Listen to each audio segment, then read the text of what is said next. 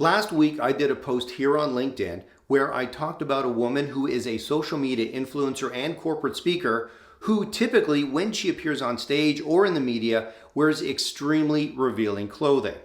This post got a number of views and quite a bit of response. Typically, most people found it interesting and insightful, but there were some who were extremely offended by this post, specifically in that I, as a man, was critiquing what a woman chose to wear.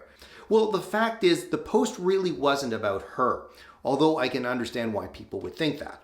And it wasn't about women in general, although I could perhaps see why people would think that. The fact is, it was really about the idea that what we choose to wear and how we choose to present ourselves impacts how people see us, both personally and professionally. This is especially true if you're a corporate speaker. When you're on stage in front of dozens or hundreds or even thousands of people, they're all going to be looking at you, deciding whether you are someone they can trust. If they like you, if they dislike you, if they want to hear more from you, or just want to walk out. All of this is greatly impacted by how you dress, how you make yourself appear.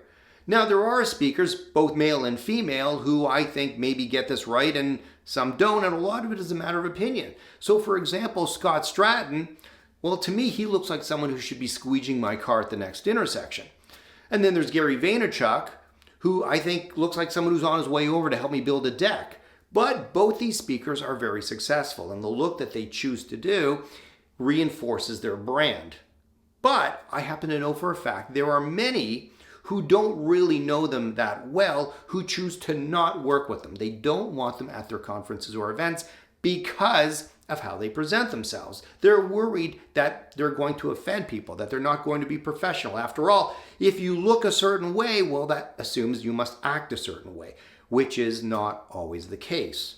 So, what's the takeaway for all this? Well, for me, there are two things. Specifically, that people have to understand, it's important that they understand, that how they dress will impact how they are seen by others. And whether they choose to spin it into a gender issue or not doesn't change the fact that that's how we as humans work, and we've been working that way for thousands of years. That's why throughout history, you had people such as royalty, such as government officials, such as even soldiers, would wear things to identify them, to let you know that they were either part of your group or above your group or leading your group. And the second point is, based on the number of people who had negative things to say and also mentioned that they refused to actually read the entire post, tells me, well, something I think that we can agree on.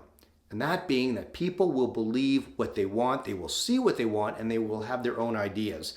And for some of the people that I tried to reach out to and explain the situation and clarify my point or where I was coming from on this, in many cases what they would do is dig in even deeper and become hostile, attacking me personally.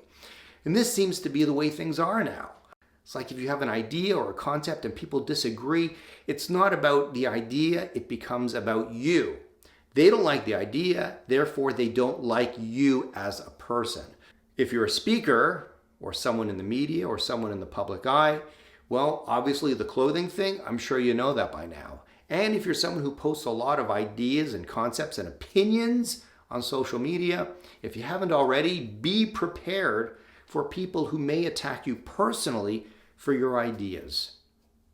For better or for worse, that's how things seem to be now. So maybe think about that next time you want to click post.